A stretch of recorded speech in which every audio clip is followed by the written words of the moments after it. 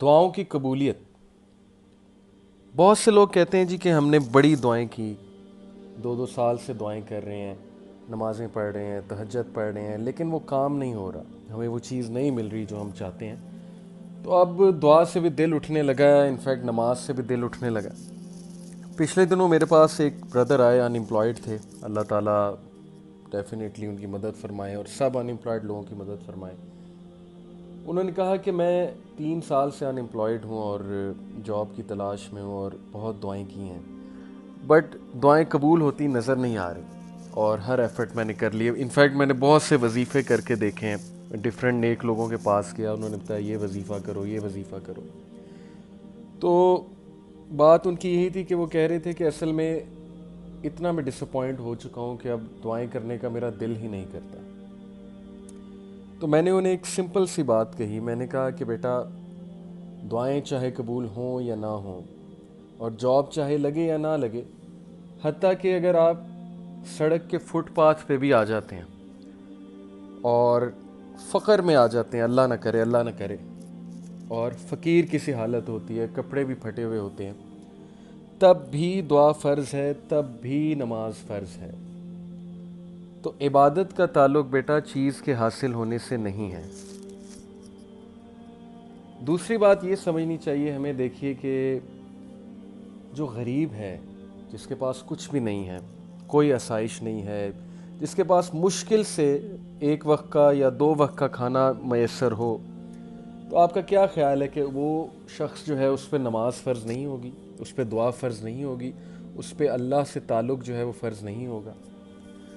تو یہ جو ہماری آئیڈیالوجی بن چکی نا، انفارچونیٹلی، دیکھیں میں اس آئیڈیالوجی کو ایڈریس کرنا چاہتا ہوں اسپیشلی سب کانٹیننٹ میں، کہ یہ جو ہمارا ایک اسلام کا ورژن ہے کہ دعا اور نماز اور جو وظیفہ ہے وہ صرف اپنے کام کرانے کے لیے ہوتا ہے.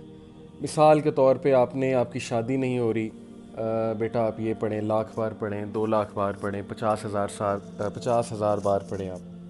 اسی طرح آپ کی جاب نہیں لگ رہی، اچھا آپ 10 دن تک یہ وظیفہ کریں، انشاءاللہ آپ کی جاب لگے گی. دیکھیں، وظائف کچھ بالکل ثابت ہیں، اور وظائف کے ساتھ برکت کا کنسیپٹ بھی اٹیچڈ ہے، چیزوں کا ملنا بھی اٹیچڈ ہے، لیکن وہ وظائف جو اللہ کے نبی صلی اللہ علیہ وسلم کی حدیث سے ثابت ہیں، جن پہ سرٹیفیکیشن ہے، سٹیمپ ہے رسول اللہ صلی اللہ علیہ وسلم کی. مثال کے طور پہ اللہ کے نبی صلی اللہ علیہ وسلم نے فرمایا درود ابراہیمی کے بارے میں کہ جو بھی درود ابراہیمی پڑھے گا، مجھ پہ درود بھیجے گا، تو اللہ اس کے سارے کام کر دیں گے، اللہ اس کی مشکلیں حل کر دیں گے. اسی طرح لا الہ الا انت سبحانک انی کنت من الظالمین، اس کے بارے میں سیم یہی ہے کہ اللہ اس کو ہر مشکل سے نکال لیں گے. اسی طرح سورہ فاتحہ کے بارے میں آتا ہے کہ اس میں شفا ہے. تو کہنے کا مقصد یہ ہے کہ وہ اذکار، وہ بیسیکلی جو وظائف ہیں جو اللہ کے نبی صلی اللہ علیہ وسلم کی طرف سے آ رہے ہیں، وہ تو ٹھیک ہے، ان پہ تو سرٹیفیکیشن ہمیں مل گئی، لیکن کچھ لوگ بہت سے وظائف بتاتے ہیں اور اس کے ساتھ ایک کام کو اٹیچ کرتے ہیں. تو پہلا سوال یہ ہونا چاہتا ہے کہ کیا رسول اکرم صلی اللہ علیہ وسلم نے اس کام کو اس کے ساتھ اٹیچ کیا ہے؟ میں آپ کو مثال دیتا ہوں کہ اگر میرے پاس کوئی آئے اور میں اسے کہوں کہ آپ 100 بار یہ پڑھ لو، آپ کا کام ہو جائے گا، اور 100 بار پڑھنے کے بعد اگر اس کا وہ کام نہ ہو، تو آپ سوچیں کہ اس وظیفے سے اس کی نیگیٹو ایسوسیشن ہوگی کہ نہیں ہوگی؟ اور میرے خیال میں کہ اس کے بعد وہ ورد یا وہ وظیفہ یا وہ ذکر وہ کبھی نہیں کرے گا. دس از دا پرابلم کہ ہم نے ہر چیز کو، دین کو انفارچونیٹلی ہم نے یہاں تک کنفائن کر دیا ہے کہ دین صرف اس لیے کہ تمہیں جب کچھ چاہیے ہو تو دین کا سہارا لو. دیکھیں، اس میں بالکل کوئی حرج نہیں ہے، بالکل انسان کو دعا کرنی چاہیے، اللہ سے مانگنا چاہیے، ہر چیز مانگنی چاہیے. حدیث میں آتا ہے یہاں تک کہ تسمہ بھی جوتے کا، وہ بھی اللہ سے مانگنا چاہیے. تو رشتہ ہونا اور جاب لگنا یہ تو بہت بڑی بات ہے، ڈیفینیٹلی اللہ سے ہی مانگنا چاہیے. لیکن میرا جو پوائنٹ ہے وہ سمجھنے، وہ بہت ضروری ہے آپ سب کے لیے، آپ سمجھیں. بیسیکلی ہمیں یہ نہیں سوچنا چاہیے کہ اگر مجھے یہ چیز نہ ملی تو اس کا مطلب ہے میری دعائیں قبول نہیں ہو رہی، یا میرا وظیفہ کسی کام نہیں آیا، یا جو ہے میری نمازیں کسی کام نہیں آ رہی ہیں. دیکھیں، نمازیں تو وہ فٹ پاتھ پہ بیٹھا بندہ بھی پڑھ رہا ہے. نمازیں تو ایک غریب بھی پڑھ رہا ہے، نمازیں تو ایک لاچار جس کے پاس دنیا کی آسائشیں نہیں ہیں، جس کو وہ نعمتیں نہیں ملی جو نعمتیں ہمارے پاس ہیں، نمازیں تو وہ بھی پڑھ رہا ہے۔ تو نمازوں کا فرض ہونا ایک الگ چیز ہے۔ دوسری بات بہت ضروری جو ہمیں سمجھنی چاہیے کہ دعا تو ہم کر رہے ہیں بڑے عرصے سے، لیکن دعا کے کچھ آداب ہیں، کیا وہ آداب ہم پورے کر رہے ہیں؟ سب سے دعا کے لیے دیکھیں سب سے امپورٹنٹ جو چیز ہے کہ دعا مانگ کر جلد بازی نہ کی جائے، بے صبری نہ دکھائی جائے، کیونکہ جلد باز کی دعا قبول نہیں ہوتی۔ یعنی انسان دعا کرتے ہی یہ سوچے کہ مجھے رزلٹ نہیں ملا، میری دعا نہیں قبول ہوئی، میری دعا نہیں قبول ہوئی۔ یہ جان لیجئے کہ دعا ضروری نہیں اسی طرح قبول ہو کہ وہ چیز آپ کو مل جائے، رادر اس کی بہت سی شکلیں ہو سکتی ہیں دعا کی قبولیت کی۔ ایک یہ کہ وہ چیز آپ کے لیے بہتر ہی نہیں ہے تو آپ کو نہیں ملے گی، لیکن ریپلیسمنٹ میں ایک اچھی چیز آپ کو مل جائے گی۔ ایک یہ ہے کہ آخرت کے لیے وہ دعا آپ کی سیو ہو جائے گی اور آخرت میں اس دعا کا بہت اجر آپ کو ملے گا، آپ کے گناہ معاف کیے جائیں گے۔ اور ایک یہ ہے کہ آپ کو وہ چیز مل جائے۔ تو یہ تین بیسیکلی شکلیں ہیں دعا کی قبولیت کی۔ اب اللہ رب العالمین کو پتہ ہے کہ آپ کے لیے کیا بہتر ہے، لیکن پہلے مینرز آپ لوگ جو ہے وہ جان لیجئے۔ دعا میں جلد بازی نہیں ہونی چاہیے، دعا بہت سنسیریٹی کے ساتھ ہونی چاہیے، دعا صرف اپنے لیے نہیں ہونی چاہیے۔ یقین کیجئے میرا ایک پرسپیکٹیو ہی چینج کر دیا ایک عالم دین نے۔ میں ایک بار پریشان تھا، ظاہر ہے انسان پریشان ہو جاتا ہے، پرانی بات ہے۔ میں ان کے پاس ایک مسئلہ لے کر گیا، میں نے کہا میں بہت پریشان ہوں، تو انہوں نے کہا آپ دعا کرتے ہیں؟ میں نے کہا جی۔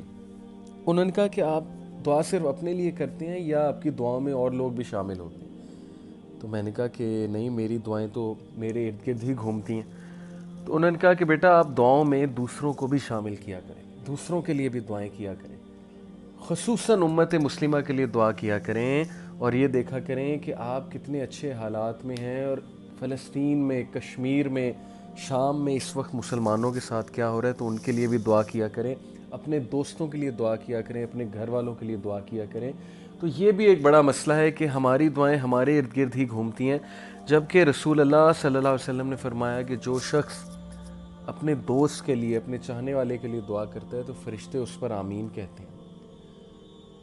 تو اگر آپ چاہتے ہیں کہ دوسرے آپ کے لیے دعا کریں اور آپ کو چیز جلدی مل جائے، تو آپ دوسروں کے لیے اچھا چاہیں، دوسروں کے لیے بھی دعائیں کیجیے، بہت ضروری ہے یہ۔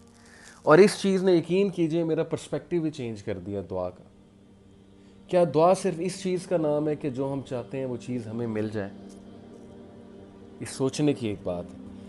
دوسری بات، دعا شروع کیسے کی جائے؟ اللہ کی جتنی حمد آپ بیان کر سکتے ہیں، اسپیشل مواقعوں پہ، بارش ہوتے ہوئے دعا کی قبولیت کے کچھ اوقات ہیں، بارش ہو رہی ہے دعا قبول ہوتی ہے۔ اسی طرح تہجد کے وقت امام شافعی نے کہا کہ دعا میڈ ایٹ تہجد is like an arrow which does not miss its target. اسی طرح جو ہے وہ فرض نماز کے بعد، اسی طرح سجدے میں دعا کرنا، اسی طرح جو ہے وہ سفر کے دوران دعا کرنا، تو یہ دعا کی قبولیت کے کچھ اوقات ہیں۔ سب سے پہلے اللہ کی حمد بیان کی جائے، اس کے بعد نبی اکرم صلی اللہ علیہ وسلم پہ درود پاک بھیجا جائے، درود ابراہیمی پورا کوشش کریں پورا۔ اس کے بعد اپنے گناہوں کا اعتراف کیا جائے اللہ کے آگے، اور اللہ کا شکر ادا کیا جائے کہ اللہ آپ نے مجھے بہت کچھ دیا، اور پھر آپ اللہ سے وہ چیز ذہن میں لاتے ہوئے یہ جامع ترین دعا کیجئے، اس چیز کو ذہن میں لاتے ہوئے ربنا آتنا فی الدنیا حسنہ وفی الآخرۃ حسنہ وقنا عذاب النار۔ یقین کیجئے آپ کو انشاءاللہ دنیا اور آخرت دونوں میں بیسٹ ملے گا۔ اور ڈیفینیٹلی آپ اسپیسیفکلی بھی اس چیز کا نام لے کر اللہ سے دعا کر سکتے ہیں۔ اس کے علاوہ دیکھیے اگر آپ چاہتے ہیں آپ کی دعائیں جلدی قبول ہوں تو حلال کے ساتھ جڑ جائیں، حلال کے ساتھ جڑ جائیں۔